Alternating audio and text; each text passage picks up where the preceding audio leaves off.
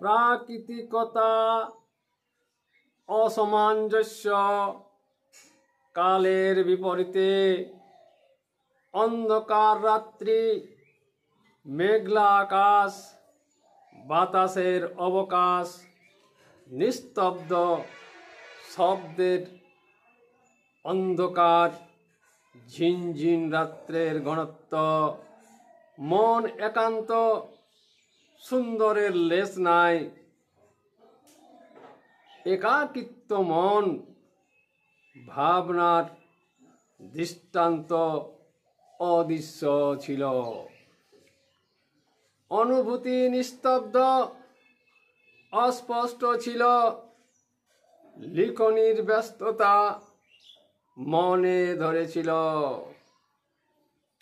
কলমের কালিতায় বলে গেল